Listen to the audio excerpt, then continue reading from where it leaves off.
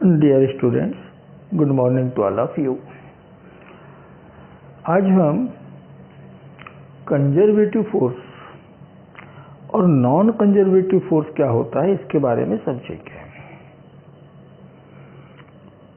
हमने ये पाया कि work is always done by a force. Work कौन करता है? तो एक फोर्स करता है। इसी वर्क के बेस पर हमने फोर्सेस को दो कैटेगरी में डिवाइड कर रखा है। एक कैटेगरी के फोर्सेस को हम कहते हैं कंजर्वेटिव फोर्स, दूसरी कैटेगरी के फोर्सेस को हम कहते हैं नॉन कंजर्वेटिव फोर्स। तो कंजर्वेटिव फोर्स क्या होगा? सबसे पहले तो इसी को समझ लें कि कंजर्वेटिव फोर्सेस क्या होते हैं।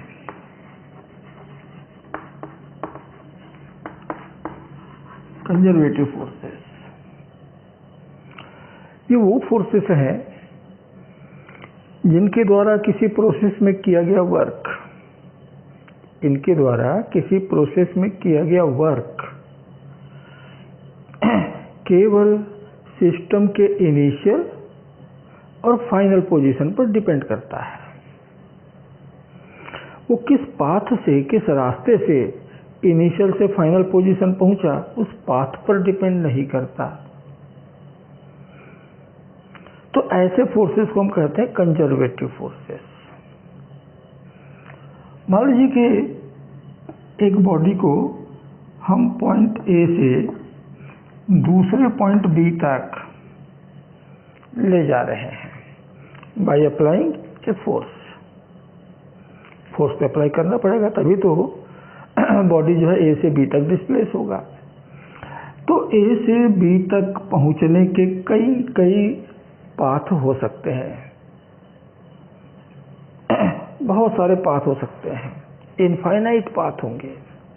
उसमें से कुछ पाथ देखो कि मैं सीधा स्ट्रेट लाइन के थ्रू पहुंच जाऊं ए से बी, या थोड़ा सा इस तरह से घूम कर पहुंचूं, ये भी एक तरीका हो सकता है। या मैं थोड़ा और इधर उधर घूमते हुए पहुंचूं अलॉन्ग ए जिगजैग पाथ, ये भी हो सकता है। ये मैंने 3 रास्ते बताए। बिल्कुल ऐसे ही इनफाइनाइट वे ए से बी तक पहुंचने के आपको मिल सकते हैं। अब मैंने उस बॉडी को जब ए से बी तक पाथ नंबर 1 से ले गया तो वर्क हुआ W1। पाथ नंबर 2 से हम ले जा रहे हैं तो वर्क हो रहा है W2। पाथ नंबर 3 से हम ले जा रहे हैं तो वर्क हो रहा है सपोज W3।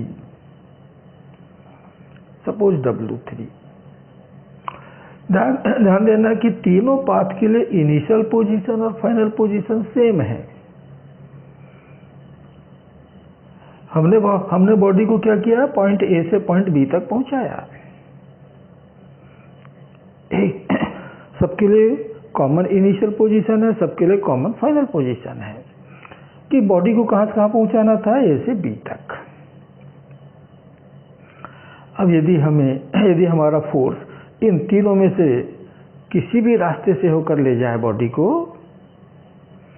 और उसके द्वारा किया गया वर्क सेम मिले, इक्वल मिले, बराबर मिले, तो हम कहेंगे it is a conservative force. It is a conservative force. ठीक, मतलब W1 बराबर W2 बराबर W3।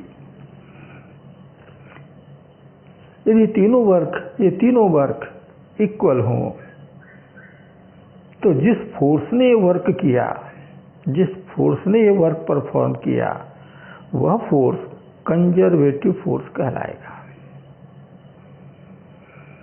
तो नॉन कंजर्वेटिव फोर्स कौन है? जहां पर कि वर्क जो है केवल इनिशियल और फाइनल पोजीशन पर ही डिपेंड न करे, पाथ पर भी डिपेंड करे। इस पाथ से ले गया तो अलग वर्क, उस पाथ से ले गया तो अलग वर्क, इधर से आ गया तो अलग वर्क। तो ऐसे फोर्सेस को हम क्या कहेंगे? Non conservative force. बात क्लियर हुई? तो when work done by a force depends only upon initial and final positions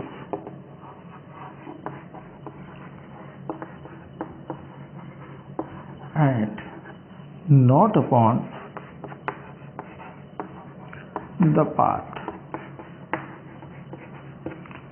Then such force is called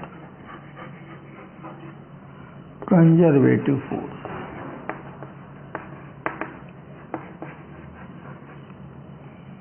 इस तरह के फोर्स को हम कहेंगे कंजर्वेटिव फोर्स, जो कि मैंने इस एग्जांपल में बतलाया। तो नेचर में कंजर्वेटिव फोर्स कौन कौन से हैं? क्या इस तरह का कोई फोर्स हमको मिलता है? क्या इसका कोई एग्जांपल आपके पास है? तो हाँ, एग्जांपल्स हैं ग्रेविटेशनल फोर्स,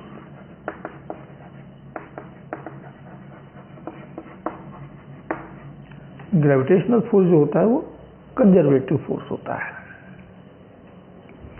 हम किसी भी रास्ते से ले जाएं, इनिशियल और फाइनल पोजीशन यदि सेम है तो वर्क भी सेम मिलेगा।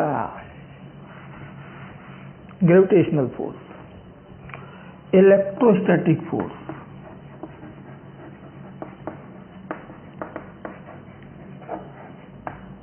Spring force,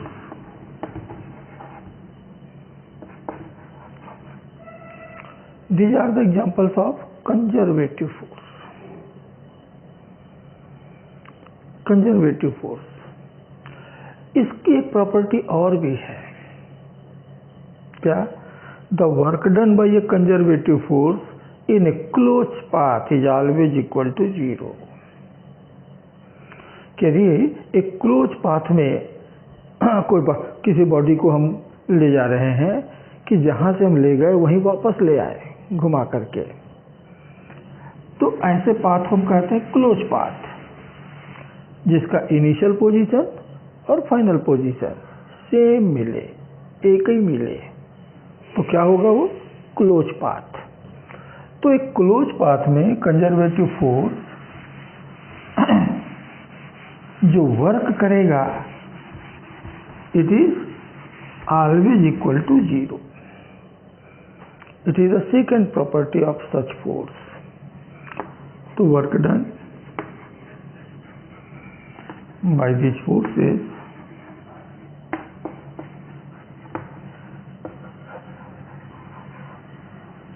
in a closed path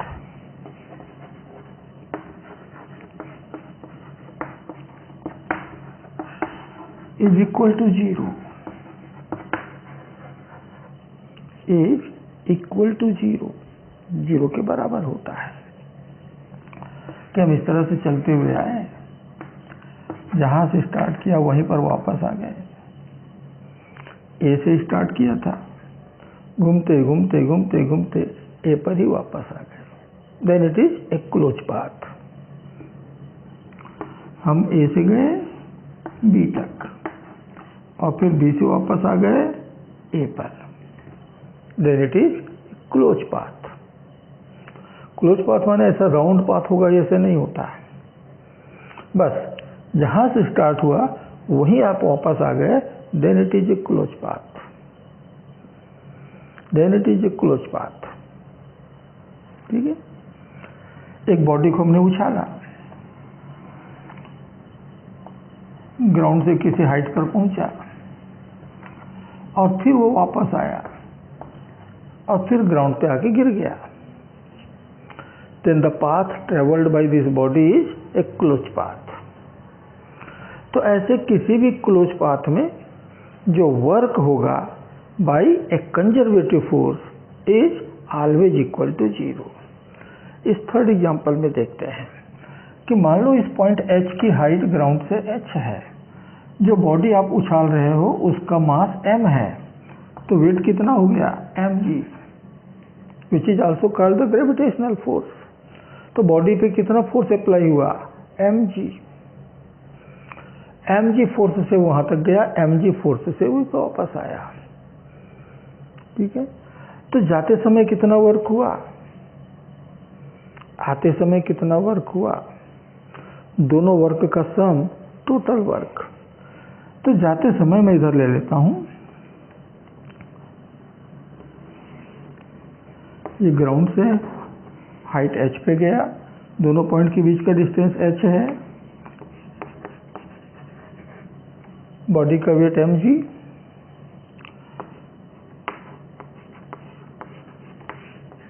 और ग्राउंड से उसकी हाइट मान लीजिए स्मॉल h है। तो जाते समय देखो फोर्स लग रहा है डाउन, डिस्प्लेसमेंट हो रहा है ऊपर, फोर्स लग रहा है नीचे, डिस्प्लेसमेंट हो रहा है ऊपर, और यहां से यहां तक पूरे रास्ते में उसके ऊपर जो फोर्स अप्लाई होगा वो कांस्टेंट mg। तो mg force down, h displacement ऊपर, तो वर्क हो गया माइनस mgh, ये हुआ जाते समय। और जब वो वापस आ रहा है तो उस समय फोर्स भी इधर और डिस्प्लेसमेंट भी इधर, दोनों इन द सेम डायरेक्शन। तो लौटते समय जो वर्क हुआ प्लस mgh, तो टोटल वर्क कितना हुआ W1 प्लस W2। ठीक है, ऊपर जाते समय जो वर्क हुआ, नीचे आते समय जो वर्क हुआ, दोनों का सम। और देख रहे हो कि दोनों का सम क्या हो रहा है, 0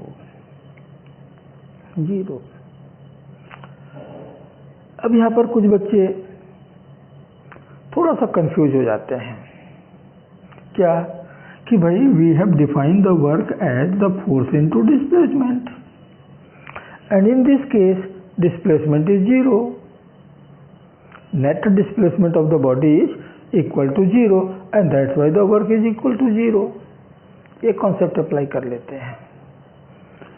ठीक है, ये कॉन्सेप्ट सही नहीं है, यानी ये डिस्प्लेसमेंट यदि 0 हो रहा है तो वर्क भी 0 होगा, ये कोई नेसेसरी नहीं है, जरूरी नहीं है। इट इज नॉट नेसेसरी कि if displacement is 0 then work is also equal to 0। जैसे कि हम कह रहे हैं कि नॉन कंजर्वेटिव फोर्सेस भी हैं,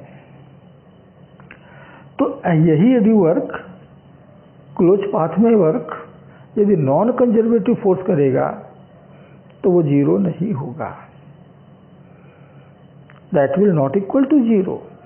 of course the displacement is 0 but work is not equal to 0। मान लीजिए कि एक बॉडी को हमने किसी पॉइंट ए से किसी पोजीशन ए से किसी पोजीशन बी तक पहुंचाया by applying a force, and if it is a rough surface then surface will apply a friction on the body which is just in opposite direction to the applied force। इन दोनों position के बीच का distance मान लीजिए ऐसा है, तो work done by friction when the body moves from the point A to the point B कितना होगा, ए से बी गया तो कितना वर्क होगा, बाय फ्रिक्शन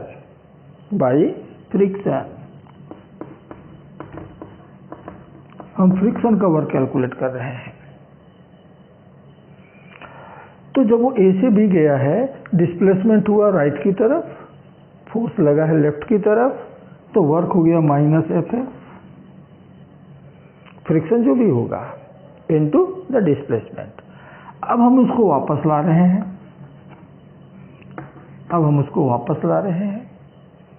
और जब हम उसको वापस लाएंगे तो फोर्स हमने लगाया लेफ्ट की तरफ, तो फ्रिक्शन लगेगा अब राइट की तरफ, फ्रिक्शन हो जाएगा उस तरफ, और अब डिस्प्लेसमेंट हो रहा है इस तरफ। तो again the force and displacement are in opposite direction to each other, and that's why the work done during the motion B to A by the friction is again minus Fs. Then what is the net work done by the friction in this closed path? तो देखिए कि minus Fs minus 2Fs not equal to 0। हालांकि displacement is 0, ए से गया था ए पर वापस आ गया, but work done by the frictional force is not equal to 0 during this close path. तो ये कॉन्सेप्ट बिल्कुल मन से निकाल दीजिए कि if displacement is 0 then work is also equal to 0। No, हाँ, ये 0 किसके लिए होगा? कंजर्वेटिव फोर्स के लिए, है ना। अब बिल्कुल यहाँ पर ध्यान दीजिए, if it is 0 then it is a conservative force, if it is not equal to 0 then it is a non conservative force.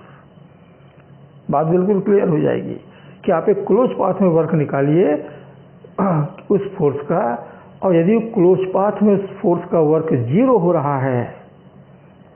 रहा है तो समझ लो कि ये कंजर्वेटिव फोर्स है, और 0 नहीं हो रहा है तो समझ लो कि ये नॉन कंजर्वेटिव फोर्स है। ठीक है, तो ये कंजर्वेटिव फोर्स, इसका हमको एडवांटेज क्या मिलता है? इसका हमको एडवांटेज ये मिलता है कि जैसे हमने कहा था कि हम यदि इधर से जा रहे हैं तो ऐसा जा रहे हैं, तो ऐसा जा रहे हैं, तो एक कंजर्वेटिव फोर्स यदि जा रहा है तो तीनों पाथ में वर्क इक्वल होगा। इधर यदि W है तो इधर भी W होगा, इधर भी W होगा। अब किसी प्रॉब्लम में पाथ ऐसा दिया हुआ है तो इस पाथ के अलोंग वर्क कैलकुलेट करना बड़ा डिफिकल्ट है, क्योंकि कॉम्प्लिकेटेड पाथ है। तो इस पाथ के अलोंग वर्क को कैलकुलेट करना बहुत मुश्किल होगा,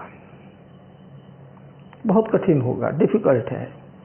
तो क्या करें? देखेंगे भैया तो कंजर्वेटिव फोर्स है, तो कंजर्वेटिव फोर्स है तो हम इधर से क्यों जाएं, सीधा सीधा पहुंच जाएं। और जब सीधा सीधा पहुंचेंगे तो इस पाथ से वर्क कैलकुलेट करना तो आसान होगा, इट इज टू इजी। तो हम क्यों ना इसी पाथ से वर्क निकाल लें। तो हमको निकालना था इस पाथ के लिए वर्क, लेकिन हम निकाल लेंगे इस पाथ से वर्क, और वो वर्क उसके बराबर ही होगा। तो ये इसका एडवांटेज है कि किसी कॉम्प्लिकेटेड पाथ से हमको वर्क निकालना हो तो हम वही वर्क एक सिंपल पाथ से कैलकुलेट कर सकते हैं, और वो इक्वल होगा। अभी मैंने कहा कि कंजर्वेटिव फोर्स का एग्जांपल है ग्रेविटेशनल फोर्स। देखिए एग्जांपल हम लेके चलते हैं कि देखिए किस तरह से किसी भी पाथ से होकर के हम पहुंचे, वर्क इक्वल होता है if initial and final positions are the same. Gravitational force के लिए आप बहुत इजीली इसको प्रूफ कर सकते हो। How you can prove this? Suppose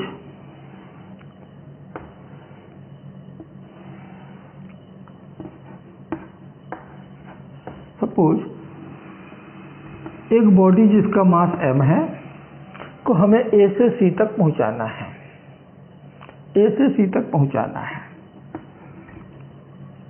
ये एंगल मान लीजिए थीटा है। तो बॉडी को A से C तक पहुंचाने के हमारे पास दो रास्ते हो गए, नंबर 1 एंड नंबर 2। हम सीधा ऐसा पहुंचा दें, एक तरीका ये, या फिर हम पहले A से B पहुंचे फिर B से C पहुंचे, ये हो गया नंबर 2। अब इन दोनों रास्ते से हमने कितना वर्क, हमने नहीं, ग्रेविटेशनल फोर्स ने कितना वर्क किया जरा कैलकुलेट करते हैं। ठीक है, कैलकुलेट करते हैं। तो ये आपका वेट mg ग्रेविटेशनल फोर्स, और ये हो गया डिस्प्लेसमेंट इस तरफ। ठीक है, मान लीजिए कि A से C की लेंथ L है और B से C की हाइट h है सपोज। तो इस रास्ते से हम ले जा रहे हैं तो कितना डिस्प्लेसमेंट आया? L displacement. फोर्स किधर लगा है? डाउन, mg इधर लगा, तो दोनों के बीच का एंगल कितना हुआ? ऐसा। तो ये एंगल यदि थीटा है तो एंगल भी थीटा हुआ, और ये थीटा और एंगल तो 90 डिग्री है, तो टोटल कितना हो गया? 90 प्लस थीटा। 90 plus theta. तो डिस्प्लेसमेंट इधर है, फोर्स इधर है, तो वर्क होगा, work along the path AC is equal to the force into displacement into angle between this two vectors. तो एंगल आ गया 90 प्लस थीटा, तो cos 90 प्लस थीटा। इतना वर्क यहाँ पर हुआ बाय द ग्रेविटेशनल फोर्स। ठीक है, you know that cos 90 plus theta is equal to minus sign theta, and that's why it is minus mgl sine theta. ठीक है, चलो हम A से C पहुँच गए। ग्रेविटेशनल फोर्स ने इतना वर्क बॉडी के ऊपर किया। अब हम इधर चलते हैं दूसरे पार्ट से। तो दूसरे पार्ट से जो वर्क होगा, ये दो पार्ट्स में आप डिवाइड कर सकते हो, WAB प्लस WBC। ठीक है, W along AB plus W along BC। फिर पहुंच गए आप वहां पर। जब आपका बॉडी यहाँ है AB के रास्ते में, तो उसका वेट और उसका displacement both are acting at right angles to each other. दोनों के बीच का एंगल पूरे पाथ में 90 के बराबर होगा, and that's why the work done along this path is mg into s into cos 90। जो भी डिस्प्लेसमेंट होगा मैं उसको s मान ले रहा हूँ, इतना मिला।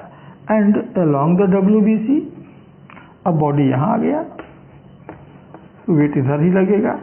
जो वेट है, जो ग्रेविटेशनल फोर्स है, वो तो हमेशा डाउनवर्ड ही लगता है अलोंग ए सर्टेन डायरेक्शन।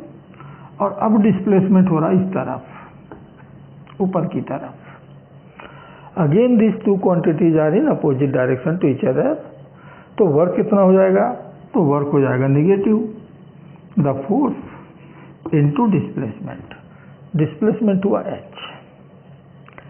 तो cos 90 तो जीरो हो गया बच्चों, तो ये हो गया माइनस mgh। अब इस ट्रायंगल में, इस राइट एंगल ट्रायंगल में, ये परपेंडिकुलर है हाइपोटेनस, तो h by L perpendicular upon hypotenuse is equal to sine theta. तो h की जगह क्या रख सकते हो आप? l sine theta. तो h की जगह मैंने रख दिया l sine theta, and then see that along this path the work done was minus mgl sin theta. Along this path the work is again equal to minus mgl sin theta, and that's why the work done along AC is equal to the work done along ABC. हम ABC से होके जाएं या AC से होके जाएं, initial final दोनों में कॉमन है, तो वर्क भी दोनों में इक्वल होगा, वर्क भी दोनों में इक्वल होगा। ठीक है ना? आप कहेंगे कि यहाँ पर एंगल निकालना बहुत डिफिकल्ट आपने बताया हमको, ये बात मुश्किल लगी। तो इसको एक आसान तरीका भी है। क्या? इस mg के इस प्लेन के पैरेलल और इस प्लेन के परपेंडिकुलर दो कंपोनेंट निकाल लो, तो ये एंगल थीटा होता है। तो इधर mg cos थीटा, इधर mg sine theta. mg cos theta तो पाथ के परपेंडिकुलर हो गया, no work no work no work. कौन करेगा? mg साइन थीटा करेगा। तो mg साइन थीटा है इधर, डिस्प्लेसमेंट है उसके अपोजिट, तो वर्क हो गया नेगेटिव। कितना? mg sine theta into L, negative of mg sine theta into L, mg sine theta into L. You can calculate the work done like this also. ठीक, तो खैर जैसे भी हो, बस ये भी कोई मुश्किल नहीं है। आप एंगल निकाल लीजिए फोर्स और डिस्प्लेसमेंट के बीच के, और F into S into cos theta वाला फॉर्मूला अप्लाई कर दीजिए। तो हम किसी भी रास्ते से एक पॉइंट से दूसरे पॉइंट तक एक बॉडी को पहुंचाएं, तो जो ग्रेविटेशनल फोर्स है उसका वर्क सभी पाथ के लिए इक्वल आ रहा है, and that's why it is a conservative force. That's why it is a conservative force. ठीक है ना? कि हम किसी बॉडी को लेकर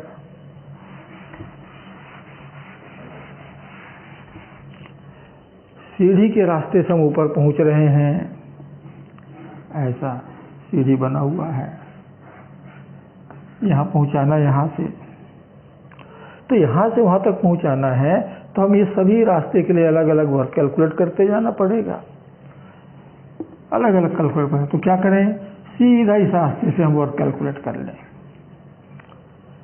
सीधा इस रास्ते से वर्क कैलकुलेट कर लें, तो जो वर्क इधर मिलेगा वही वर्क इधर मिलेगा। तो इधर आपका कैलकुलेशन लेंदी होगा, ये कैलकुलेशन एकदम शॉर्ट होगा। तो कंजर्वेटिव फोर्स का ये प्रॉपर्टी कि हम वर्क को इजीएस्ट पाथ से कैलकुलेट कर सकते हैं और वो दिए गए पाथ के वर्क के बराबर होता है या होगा, ठीक है। तो ठीक ऐसे ही दूसरा जो फोर्स है वह है नॉन कंजर्वेटिव फोर्स। अब इसके बारे में तब तक आपने सब कुछ समझ लिया, सब कुछ समझ लिया कि नॉन कंजर्वेटिव फोर्स क्या होगा। तो एक ऐसा फोर्स जिसके द्वारा किया गया वर्क इनिशियल और फाइनल पोजीशंस के साथ साथ किस पाथ से होकर के जा रहा है उस पाथ पर भी डिपेंड करे, then it is called the non conservative force. तो when work done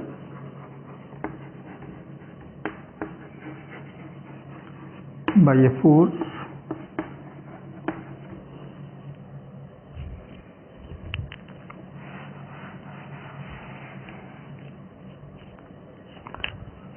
also depends upon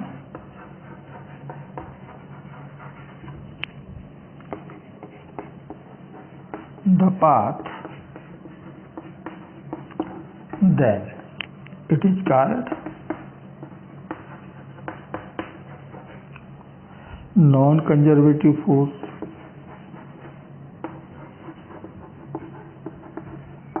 non-conservative force example अभी हम लोगों ने देखा फ्रिक्शन, फ्रिक्शन इसका एग्जाम्पल है, ठीक है। विस्कोसिटी, अब आगे चल करके हम फ्लूइड मैकेनिक्स में पढ़ेंगे विस्कोसिटी के बारे में। It is also a friction which is offered by A fluid. जब दो सरफेस जो एक दूसरे के रिस्पेक्ट में मूव कर रहे हैं वो सॉलिड हों दोनों के दोनों, तो उनके बीच जो इंटरनल फोर्स लगता है वो होता है फ्रिक्शन, जो कि मोशन का अपोज करता है। लेकिन एक बॉडी सॉलिड दूसरा लिक्विड या दोनों लिक्विड और एक लिक्विड में कोई बॉडी चल रही है या एक लिक्विड में कोई लिक्विड चल रही है, तो उनके बीच जो फ्रिक्शन आता है उसको हम कहते हैं विस्कोसिटी। ये भी एक तरह का फ्रिक्शन ही है ना? दोनों की प्रॉपर्टी एक जैसे नहीं, थोड़ा सा डिफरेंस है, लेकिन ये भी एक तरह का फ्रिक्शन ही है। ये एयर रेजिस्टेंस, एयर रेजिस्टेंस कि जब आप बाइक में चलते हैं तो एयर आपके ऊपर जो फोर्स अप्लाई करता है against your motion is called the air resistance. और ये हम सब ने फील किया है कि जब हम बाइक में चलते हैं तो एयर का रेजिस्टेंस हम फील करते हैं। ये सारे फोर्सेस जो हैं these are the non conservative forces. तो कंजर्वेटिव फोर्सेस के समान हम किसी इनिशियल पोजीशन से किसी फाइनल पोजीशन पर हम जा रहे हैं किसी बॉडी को लेकर। ए से बी जाने के कई रास्ते, इस तरह से कई रास्ते मिल सकते हैं। तो ये नंबर 1, ये नंबर 2, ये नंबर 3, इस तरफ से वर्क W1, इस तरफ से वर्क W2, इस तरफ से वर्क W3। तो यदि ये नॉन कंजर्वेटिव फोर्स है तो W1 is not equal to W2 is not equal to W3। जैसे ही पाथ चेंज हुआ वर्क भी चेंज हो जाएगा, क्योंकि ये पाथ पर डिपेंड करने वाला फोर्स है। तो इस तरह का फोर्स हम कहेंगे नॉन कंजर्वेटिव फोर्स। अब इसकी दूसरी प्रॉपर्टी कि क्लोज पाथ में इसके द्वारा कितना वर्क होगा।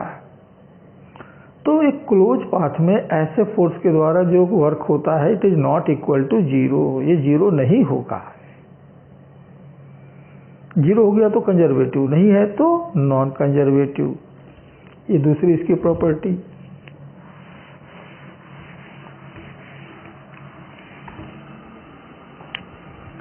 तो work done by this forces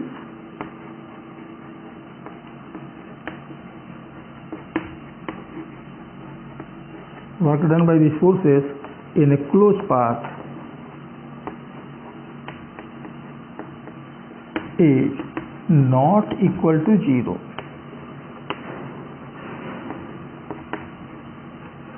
is not equal to zero. और अभी हमने फ्रिक्शन के लिए देखा कि क्लोज पाथ में वर्क जो है वो जीरो नहीं होता, यानी डिस्प्लेसमेंट जीरो होने के बाद भी वर्क जीरो नहीं होता, कुछ ना कुछ वर्क उसने किया होता है। तो ये आपका नॉन कंजर्वेटिव फोर्स। तो इस तरह से बच्चों दो तरह के फोर्स हो गए, कंजर्वेटिव और नॉन कंजर्वेटिव। कंजर्वेटिव फोर्स भी वर्क करता है, नॉन कंजर्वेटिव फोर्स भी वर्क करता है। दोनों तरह के फोर्सेस वर्क करके देते हैं। और एक फोर्स और होता है जिसको हम कहते हैं एक्सटर्नल फोर्स, हमने अप्लाई किया, ठीक है ना, कि हमने ये बॉडी है, हमने इसको पुश किया, it is external force. Body का वेट इधर लग गया, दिस इज ग्रेविटेशनल फोर्स। और जैसे बॉडी उस तरफ चलने की टेंडेंसी रखा तो यहां पर आ गया friction, opposite to the motion, तो ये हो गया frictional force, non conservative force.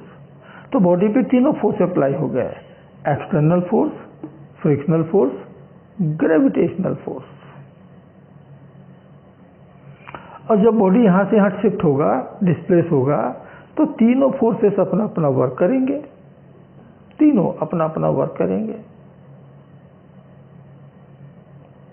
ठीक है ना। तो कैसा, तो एक्सटर्नल फोर्स अपना वर्क करेगा, force into displacement into angle between, into cosine of the angle between the force and displacement. Friction अपना वर्क करेगा, ग्रेविटेशनल फोर्स अपना वर्क करेगा, right. So in this way all forces, कितने type के force हो गए, तीन। Applied force, external force, conservative force और नॉन कंजर्वेटिव फोर्स किसी सिस्टम में एक साथ वर्क कर सकते हैं। तो यहां से वर्क एनर्जी थ्योरम आप बड़े इजीली प्रूफ कर सकते हो,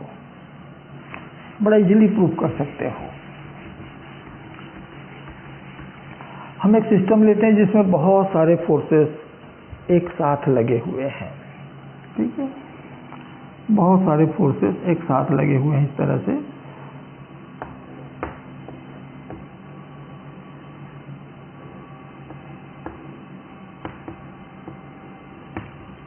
एक बॉडी जो है एक स्प्रिंग से बंधा हुआ है कि इंक्लाइंड प्लेन पे रखा हुआ है, और मान लीजिए कि हमने इस बॉडी को पुल किया बाय एन एक्सटर्नल फोर्स, खींचा नीचे की तरफ। तो देखो एक तो फोर्स हमने ये लगा दिया, एक्सटर्नल फोर्स हमने अपना। अब और कौन कौन से फोर्सेस लग रहे हैं इसके ऊपर, तो एक लग गया इधर mg, द ग्रेविटेशनल फोर्स, मैं शॉर्ट में लिख देता हूं। एक लग गया सरफेस का नॉर्मल रिएक्शन, ठीक है, तो नॉर्मल फोर्स Fn लिख देते हैं। जैसे आप खींचोगे स्प्रिंग में टेंशन आएगा, स्प्रिंग में एलोंगेशन आएगा, और जब स्प्रिंग में डिफॉर्मेशन होता है, एलोंगेशन होता है, कंप्रेशन होता है, तो स्प्रिंग में एक फोर्स डेवलप होता है, इसे हम कहते हैं स्प्रिंग फोर्स। और ये हमेशा एलोंगेशन डिफॉर्मेशन के अपोजिट होता है। तो स्प्रिंग की लेंथ बढ़ी इधर तो फोर्स लगेगा उधर। और ये जिस सरफेस पे ये रखा हुआ है वो सरफेस यदि रफ सरफेस है तो यहाँ पर एक फ्रिक्शन भी लग गया, opposite to the applied force, friction का force Fx।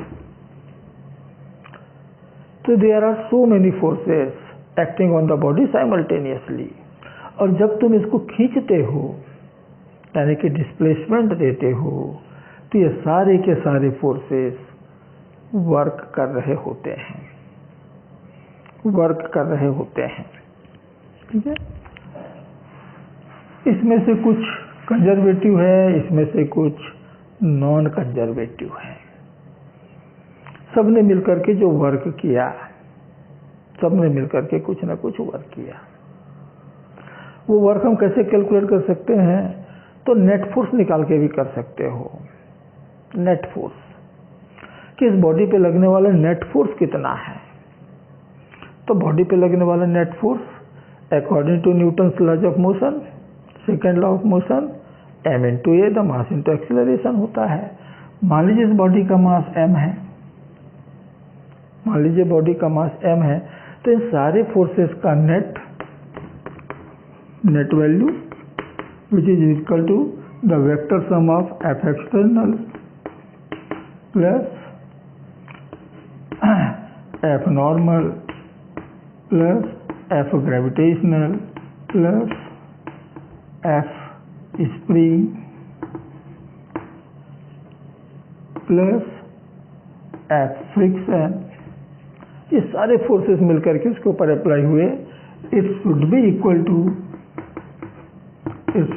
To mass into acceleration, mass into acceleration. ठीक है ना, बॉडी का मास और बॉडी का नेट एक्सेलरेशन इतना मिलना चाहिए, इतना मिलना चाहिए। ठीक,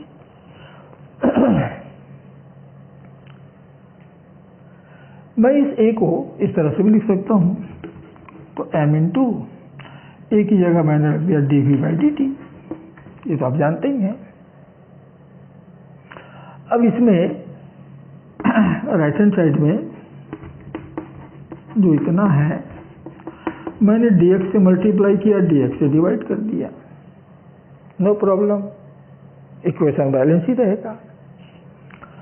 तो जो dx/dt है, ये dx/dt, इसको तो हम जानते हैं it is the velocity v। तो dx/dt की जगह मैंने रखा वेलोसिटी v, क्या बच गया dv/dx। dv/dx मैंने dx को इस तरफ ले आया, इस तरफ ले आया, तो F नेट या इसको ऐसा भी कर सकते,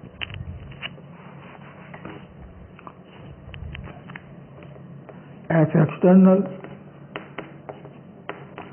plus F conservative plus F non conservative. ठीक है, तीनों तरह के फोर्सेस हैं इस तरह। तो dx इधर आ गया is equal to mv/dv, mv/dv, right.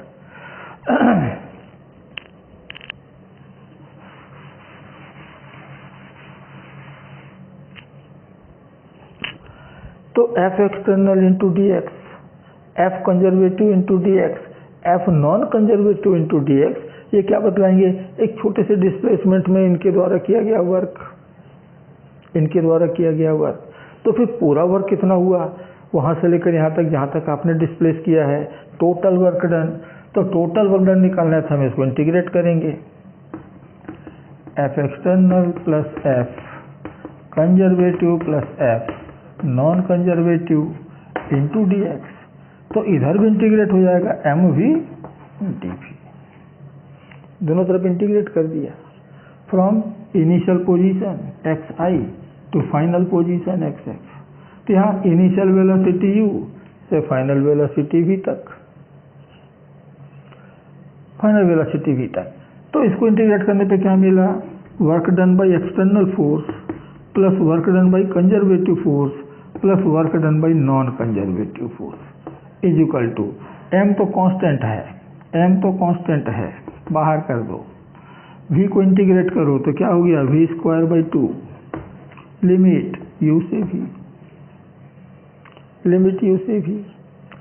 तो external work plus work done by conservative force plus work done by non conservative force is equal to limit रखा तो half m v square minus half m u square. Half m v square क्या हुआ? The final kinetic energy. Half m u square क्या हुआ? Initial kinetic energy. तो दोनों का difference क्या हुआ? Change in kinetic energy. क्या मिला? Change in kinetic energy.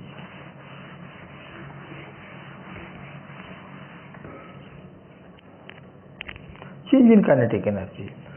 तो work done by all forces on a body is equal to the final kinetic energy minus initial kinetic energy means change in kinetic energy. This is called work energy theorem. कि किसी system में सारे forces मिलकर जो work करते हैं वह उसकी काइनेटिक एनर्जी में चेंज के बराबर होता है, वो उसके काइनेटिक एनर्जी में चेंज के इक्वल होता है। ठीक है, हमें मालूम है कि जो कंजर्वेटिव फोर्सेस हैं इसी के कारण पोटेंशियल एनर्जी बनती है। आप पोटेंशियल एनर्जी वाला वीडियो निकाल के सर्च करके देख लीजिएगा।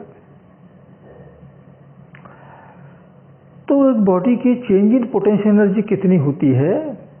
चेंज इन पोटेंशियल एनर्जी तो होता है negative of the work done by the conservative forces. तो since work done by the conservative forces is equal to negative of the change in potential energy.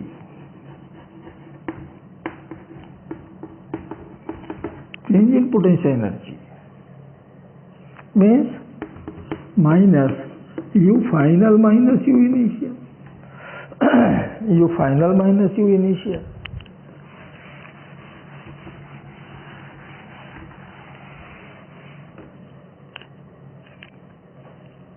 ठीक, तो इसकी जगह मैं इतना रख सकता हूँ, फिर इसको मैं उस तरफ भेज सकता हूँ, इसको मैं उस तरफ भेज सकता हूँ, तो माइनस साइन हो जाएगा इस तरफ आके प्लस साइन में बदल जाएगा और तब हमको मिलेगा W external plus W by non conservative forces is equal to K F minus K I plus U F minus U I.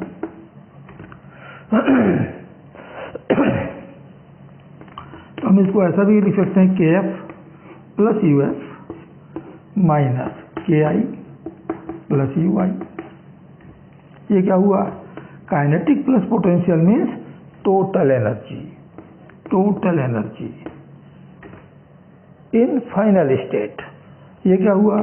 Total energy in initial state. तो क्या मिला? It is change in total energy. It is change in total energy. तो work done by the applied force plus work done by the non conservative force, ये दोनों मिलकर के जो work करेंगे it is equal to change in total energy. Change in total energy it is another form of the work energy theorem. सारे forces का work consider करते हो तो चेंज इन काइनेटिक एनर्जी के बराबर होगा, लेकिन आप कंजर्वेटिव फोर्स का वर्क माइनस कर देते हो, केवल अप्लाइड फोर्स और नॉन कंजर्वेटिव फोर्सेस का वर्क आपने कंसीडर किया तो ये चेंज इन टोटल एनर्जी आएगा। Total energy. ठीक है, तो कई बार जब हम प्रॉब्लम सॉल्व करते हैं तो कई बार हम चेंज इन काइनेटिक एनर्जी ले रहे होते हैं इक्वल टू वर्क, और कई बार हम चेंज इन टोटल एनर्जी ले रहे होते हैं इक्वल टू वर्क। यहाँ बच्चे कंफ्यूज हो जाते हैं, यहाँ हमारा दिमाग घूम जाता है कि यहाँ केवल चेंज इन काइनेटिक एनर्जी क्यों लिया था, यहाँ चेंज इन टोटल एनर्जी क्यों ले रहे हैं। ठीक है, तो जब आप सारे फोर्सेस का वर्क अपने अकाउंट में ले रहे हो तो आपको चेंज इन काइनेटिक एनर्जी निकालना होगा, और केवल external work plus work done by non conservative forces ले रहे हो तो आपको चेंज इन टोटल एनर्जी निकालना होगा, कंसीडर करना होगा। ठीक, तो बच्चों ये पूरा कॉन्सेप्ट वर्क एनर्जी थ्योरम कब समझ में आया? आ गया समझ में? ठीक, तो अभी भी यदि कोई डाउट हो, अभी भी यदि कोई कन्फ्यूजन हो, तो आप मुझसे कमेंट बॉक्स के थ्रू कांटेक्ट कीजिए। मैं आपका सारा डाउट दूर करने के लिए यहाँ बैठा हूँ। ठीक है, तो बच्चों नेक्स्ट वीडियो तक के लिए अब मैं आपसे विदा लेता हूँ। नमस्कार, जय हिंद।